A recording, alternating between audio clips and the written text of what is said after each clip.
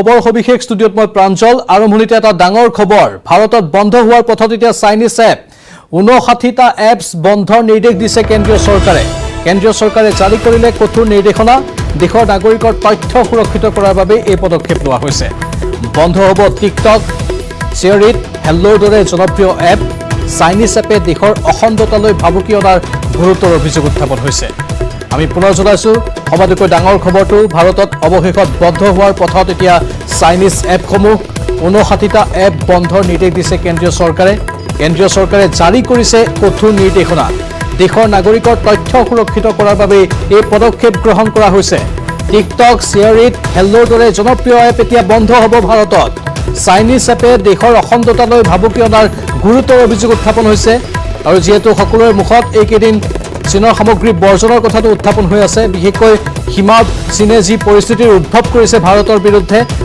বিৰুদ্ধে যি ধাৰাবাহিক ষড়যন্ত্ৰ ৰচনা কৰি আছে তাৰে পৰিপ্ৰেক্ষিতত এইসমূহ কথা শুনিবলৈ পোৱা গৈ আছে এইকেইদিনত আৰু অৱশেষত কেন্দ্ৰীয় চৰকাৰে এটা অতি গুৰুত্বপূৰ্ণ সিদ্ধান্ত গ্ৰহণ কৰিছে ভাৰতত বন্ধ হোৱাৰ পথত এতিয়া চাইনিজ এপ 59টা এপ বন্ধৰ নিৰ্দেশ দিছে কেন্দ্ৰীয় চৰকাৰে জাৰি কৰিছে এই কঠোৰ নিৰ্দেশনা দেশৰ নাগৰিকৰ তথ্য সুৰক্ষিত কৰাৰ বাবে এই পদক্ষেপ গ্ৰহণ কৰিছে ভাৰত চৰকাৰে এতিয়াৰে পৰা বন্ধ হ'ব টিকটক যি টিকটক সকলোৰে মাজত বহুল প্ৰচাৰিত বা জনপ্ৰিয় সেই টিকটক এতিয়া বন্ধ হ'ব শ্বেয়াৰিট বন্ধ হ'ব হেল্লোৰ দৰে জনপ্ৰিয় এপ এতিয়া বন্ধ হ'ব চাইনিজ এপ বা চীনৰ এই এপসমূহ বন্ধ কৰাৰ কঠোৰ সিদ্ধান্ত গ্ৰহণ কৰিছে কেন্দ্ৰীয় চৰকাৰে চাইনিজ এপে দেশৰ অখণ্ডতালৈ ভাবুকি অনাৰ অভিযোগ উত্থাপন কৰি কেন্দ্ৰীয় চৰকাৰে এই অতি কঠোৰ সিদ্ধান্ত গ্ৰহণ কৰিবলৈ বাধ্য হৈছে শিক্ষাবৰ্ষ ৰাজ্যিক কেবিনেট বৈঠকত এই গুৰুত্বপূৰ্ণ সিদ্ধান্ত লোৱা হৈছে 2021 পৰা ৰাজ্যত হ'ব নতুন শিক্ষাবৰ্ষ 31 মাৰ্চত সামৰণি পৰিব শিক্ষাবৰ্ষৰ বৈঠকৰ অন্তত এই কথা জনালে মন্ত্ৰী চন্দ্ৰমোহন পাটোৱাৰীয়ে 1 এপ্ৰিলৰ পৰা ৰাজ্যত নতুন শিক্ষাবৰ্ষ আৰম্ভ হ'ব ৰাজ্যিক কেবিনেটে বৈঠকত গুৰুত্বপূৰ্ণ সিদ্ধান্ত লৈছে 2021 পৰা ৰাজ্যত হ'ব নতুন শিক্ষাবৰ্ষ 31 মাৰ্চত সামৰণি পৰিব এই শিক্ষাবৰ্ষৰ বৈঠকৰ অন্তত এই কথা জনালে মন্ত্ৰী চন্দ্ৰমোহন পাটোৱাৰী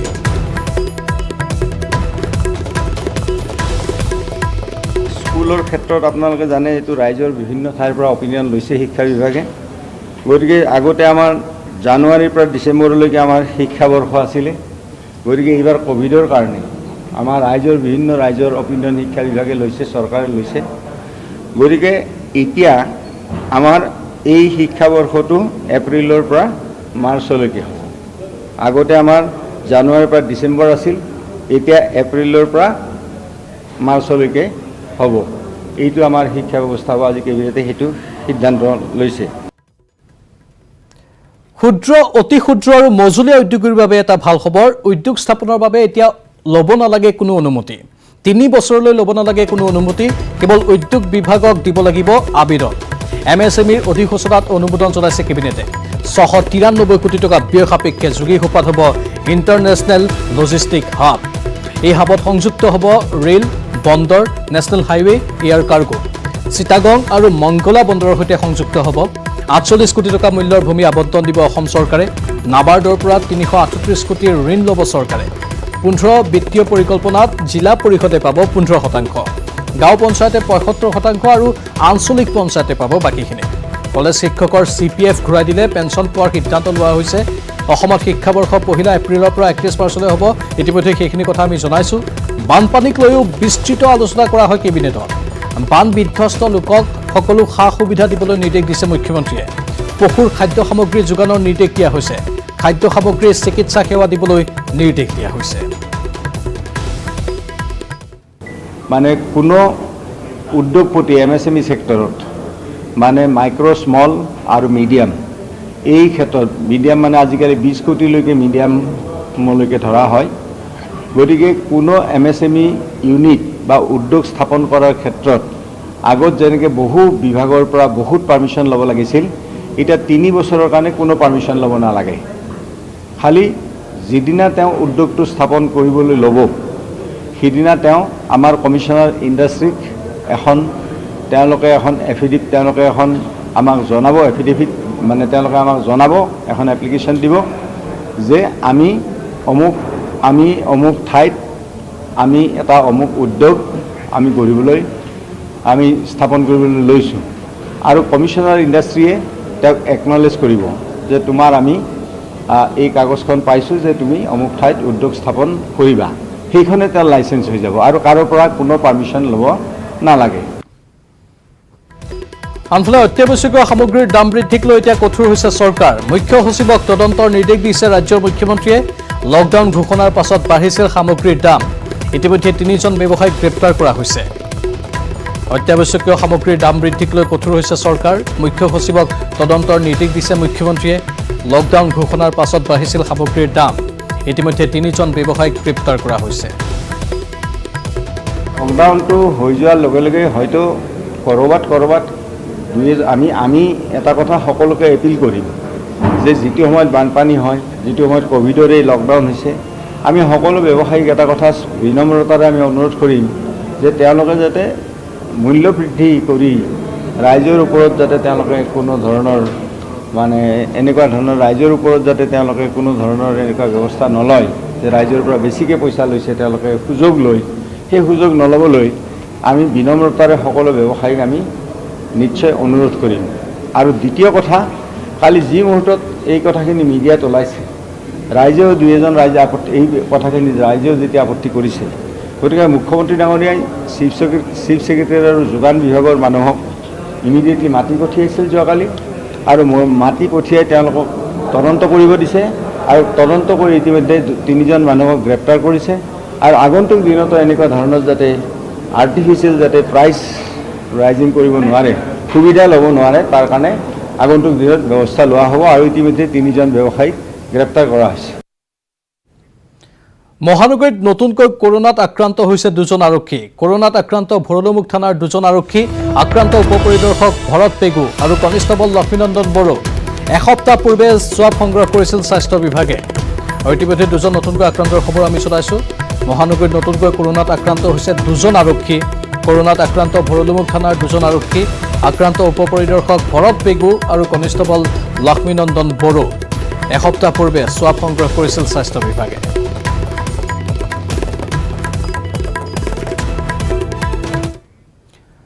গুৱাহাটীৰ পৰা বৰপেটালৈ যোৱা যুৱকৰ দেহত কৰোনাৰ অৱস্থিতি ধৰা পৰিছে লকডাউন ঘোষণাৰ 2 দিন পূৰ্বে বৰপেটাৰ নিজ গৃহলৈ উভতিছিল যুৱকজন আক্ৰান্ত যুৱকজন 25 বছৰীয়া কল্যাণ বায়ন গুৱাহাটীৰ এটা কোম্পানীত কৰ্মৰত যুৱকজন আক্ৰান্ত হোৱাৰ পাছতেই আতংকময় পৰিৱেশে বিৰাজ কৰে যুৱকজনৰ ঘৰ বৰপেটাৰ 1 নম্বৰ গলিয়াহাটীত স্বাস্থ্য বিভাগে সংগ্ৰহ কৰিছিল যুৱকজনৰ সোৱাব যুৱকজন কোভিড-19 পজিটিভ চিহ্নিত হোৱাৰ পিছতে আজি স্বাস্থ্য বিভাগৰ লোকে যুৱকজনৰ ঘৰৰ পৰা চিকিৎসাৰ বাবে লৈ গৈ হস্পিটেলত ভৰ্তি কৰে যুৱকজন কৰোনাত আক্ৰান্ত হোৱাক লৈ বৰপেটা চহৰত চাঞ্চল্যৰ সৃষ্টি হৈছে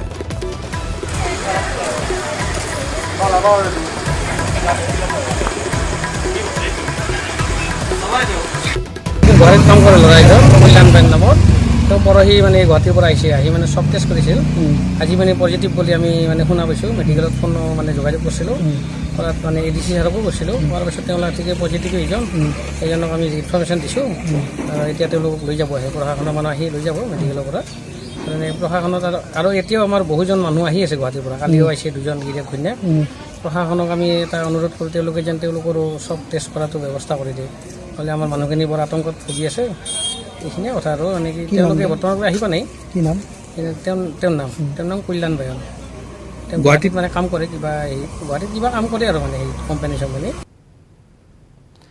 টেবুলৰ তলে ওপৰে টকাৰ ডোম এইখন অসমৰে দৃশ্য ঘটনা দৰং জিলাৰ চিপাজাৰ সমষ্টিৰ পঞ্চায়ত সভানেত্ৰীয়ে ঠিকাদাৰৰ পৰা উৎকোচ লোৱাৰ দৃশ্য দেখুৱাইছোঁ আমি গণেশকুঁৱৰী গাঁও পঞ্চায়তৰ সভানেত্ৰীয়ে লৈছিল উৎকোচ ইতিমধ্যে সামাজিক মাধ্যমত ভাইৰেল হৈ পৰিছে ঘোচ লোৱাৰ এই ভিডিঅ'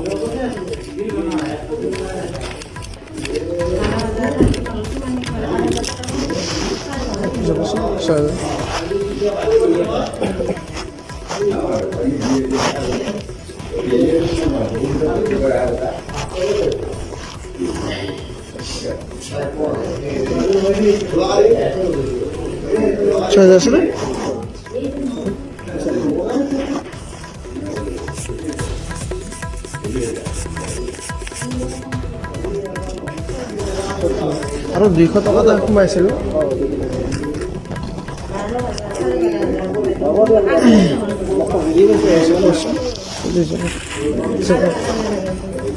নাই নোৱাৰিম বাইদেউ আপোনাক আমি খুচি মতাই দিছোঁ আপুনি একেলগে দিছোঁ ইয়াৰ দাদা খবৰ সবিশেষ আমি জনাই থাকিম, কিন্তু এইখিনিতে সময় হৈছে চমু বাণিজ্যিক বিৰতিৰ।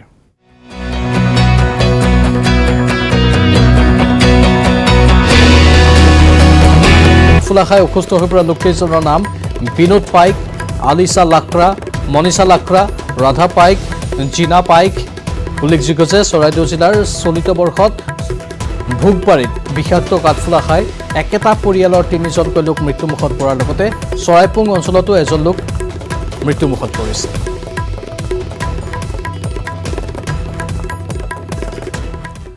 এবাৰ উত্তৰ গুৱাহাটীৰ GNRCত কৰোণাতংক। কৰোণাত আক্ৰান্ত 3গৰাকী ৰোগী স্থানান্তৰ কৰা হৈছে পলাশবাৰী, কৃষ্ণাই আৰু লখিমপুৰৰ ৰোগী 3গৰাকী।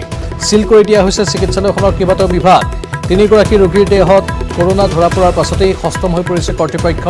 সংগ্ৰহ কৰা হৈছে 52গৰাকী ৰোগীৰ স্বাব। চিকিৎসক আৰু চিকিৎসা কৰ্মীৰো পৰীক্ষাৰ ব্যৱস্থা কৰিছে কৰ্তৃপক্ষই। উত্তৰ গুৱাহাটীৰ GNRCত এই কৰোণাতংকৰ সৃষ্টি হ'ল।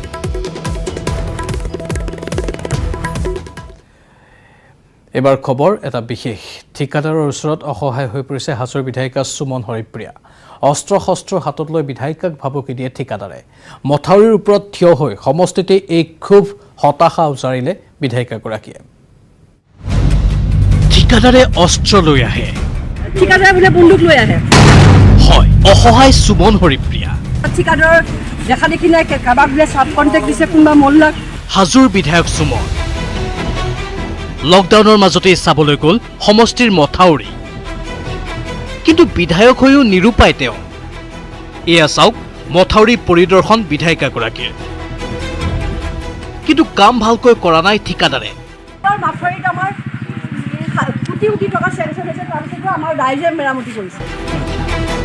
কোনোৱে আকৌ অভিযোগ কৰিছে অস্ত্ৰ শস্ত্ৰ লৈ ভাবুকি দিয়ে ঠিকাদাৰে। ৰাইজে ঠিকাদাৰক অভিযোগ দিয়ে, তেখেতে জানৰ বন্দুক লৈ কিনে ভাবুকি দিয়ে। কি অভিযোগ দিলে? এই ৰাস্তাৰে ধৰ নদীৰ পৰা বালি উঠাই কিনে সেই মথাউৰিটো বনাইছে বা ক'ৰবাত যে হৈছে, ক'ৰবাত বনত ভাল হোৱা নাই, সেইবিলাক অভিযোগ যেন ঠিকাদাৰক দিয়ে। তেতিয়াহ'লে কি গুণ্ডা বাহিনী আনিছে? সেইটো তেখেতে বন্দুক লৈ আৰু তেখেতে গাড়ীত 2-4জন থাকে, তেখেতে অকল বন্দুকটো আনি কিনে ৰাইজক ভাবুকি দিয়ে আৰু মৃত্যুৰ হয়। মুঠতে বিধায়িকাৰ বিড়ম্বনাৰ শেষ নাই। ঠিকাদাৰে বোলে ভাল ঠাইখিনিলৈহে লৈ আহে তেওঁক, তাকো দিয়ে চাব কণ্ট্ৰেক্ট। আমিবিলাক আহিলে ভাল জেগা দি লৈ আনে, ভাল হাতী লৈ আনে, ভাল কণ্টেক্ট লৈ আনে। DC আহিলেও ইয়াতে আনে, SDC আহিলেও, MLA আহিলেও ইয়াতে আনে। য'ত চব অফিচাৰ আহে, DC আহে, সেইখিনি চাই লাভ নাই। য'ত কোনো নাযায় চব হাজো কমলপুৰ সংযোগী মথাউৰি এইটো বনায়ো আছে, পানীও সৰকি আছে। ৰাইজৰ অভিযোগ, ঠিকাদাৰৰ বিৰুদ্ধে সেয়েহে খং আৰু ক্ষোভ হৰিপ্ৰিয়াৰ। অফিচাৰ আহে, DC আহে। ঠিকাদাৰৰ যোগ্যতাক লৈ সন্দেহ সুমনৰ। ঠিকা পায়, সেই ঠিকাদাৰসকল তাৰমানে একচুৱেলি তেওঁলোকৰ ক্ৰেডেঞ্চিয়েল মানে চাই ল'ব লাগে যে সঁচাকৈ ৱাটাৰ ইছ্যুছত এক্সপাৰ্ট কাম কৰাত এক্সপাৰ্ট হয় নহয়। এতিয়া কি হয়, তেওঁলোকে এক্সপাৰ্ট নহয় নেকি, সেইকাৰণে চাব কণ্টেক্ট দি দিয়ে। কোনোবা মোল্লা নামৰ মানুহক চাব কণ্টেক্ট দিছে, ঠিকাদাৰটোৰো দেখা দেখি নাই, চাব কণ্টেক্ট দিয়া মানুহটোৰো দেখা দেখি নাই। তাৰমানে ঠিকা লয় কিন্তু কাম নাজানে। সেইকাৰণে এনেদৰেই নিজ সমষ্টিৰ কামক লৈ নাৰাজ সুমন হৰিপ্ৰিয়া। এজন সাধাৰণ লোকৰ দৰেই অভিব্যক্তি সুমনৰ। নিজেই ক'বলৈ বাধ্য হ'ল তদন্তৰ কথা। পূৰা চৰ জমিন তদন্ত কৰিবৰ কাৰণে আহিলোঁ, চাবলৈ আহিলোঁ কেনেকৈ বনাইছে, কি বনাইছে। 2000 কাম চলি আছে, কিন্তু হ'লেও 2-এটা মই সমস্যা পাইছোঁ। হয়, হাজো সমষ্টিত এনেদৰেই চলিছে উন্নয়নৰ কাম। ঠিকাদাৰৰ ওচৰত অসহায় স্বয়ং বিধায়ক। বিধায়কৰে যদি এই অৱস্থা, সাধাৰণ ৰাইজৰ হ'ব কি? হাজোৰ পৰা Dhiraj Das, news 18 Assam north east. কাজিৰঙাৰ ৰাজপথত অসাৰ প্ৰতিপন্ন বন্যপ্ৰাণীৰ সুৰক্ষা ব্যৱস্থা। কাজিৰঙাৰ 37 নম্বৰ ৰাষ্ট্ৰীয় ঘাইপথত তীব্ৰবেগী যান বাহনৰ খুন্দাত পুনৰ বন্য জন্তুৰ মৃত্যু। দেওবাৰে মাজনিশা কাজিৰঙা ৰাষ্ট্ৰীয় উদ্যানৰ দক্ষিণে যোৱা হাতীখুলি 37 নম্বৰ ৰাষ্ট্ৰীয় ঘাইপথত এটা পহু গাড়ীৰ খুন্দাত মৃত্যুমুখত পৰে। দ্ৰুতবেগত গাড়ী চলাচল নকৰিবৰ বাবে বনৰক্ষীয়ে এফালে টাইম কাৰ্ড দি কৰ্তব্যত থাকোঁতে আনফালে সোমবাৰে দিনৰ ভাগত কাজিৰঙাৰ কাঞ্চনজুৰিত তীব্ৰবেগী গাড়ীৰ খুন্দাত মৃত্যু হয় এটা পহুৰ। দুৰ্ঘটনা সংঘটিত কৰি পলায়ন কৰে বাহনখনে। উল্লেখযোগ্য যে সোমবাৰ পৰ্যন্ত কাজিৰঙাত দুৰ্ঘটনাত পতিত হৈ 4টা পহুৰ মৃত্যু হৈছে।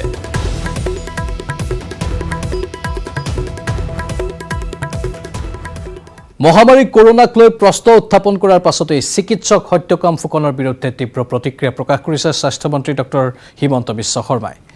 ডক্টৰ সত্যকাম ফুকন কোন? ডাক্তৰ সত্যকাম ফুকনৰ অস্তিত্ব আছেনে বুলিও মন্তব্য কৰে স্বাস্থ্যমন্ত্ৰীগৰাকীয়ে।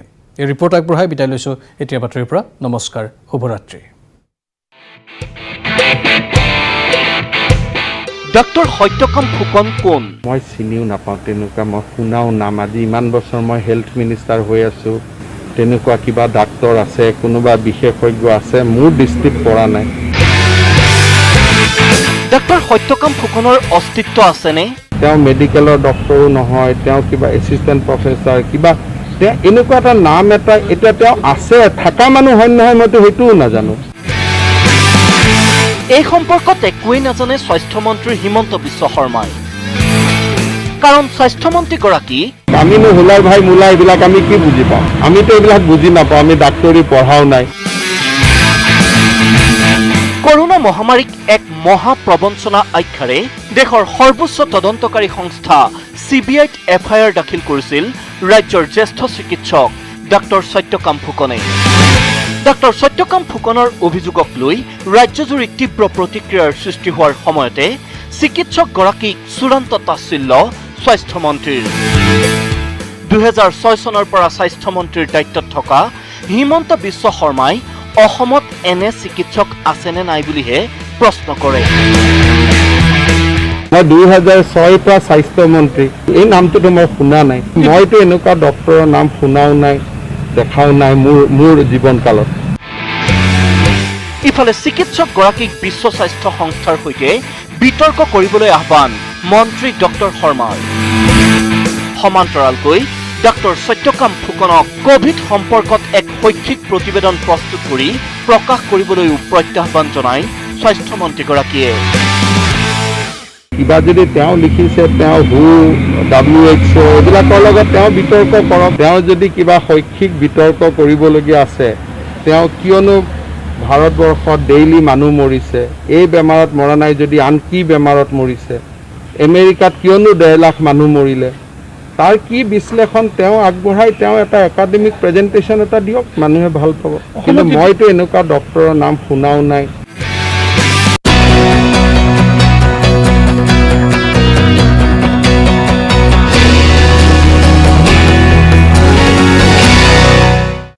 বাতৰি আগবঢ়াইছে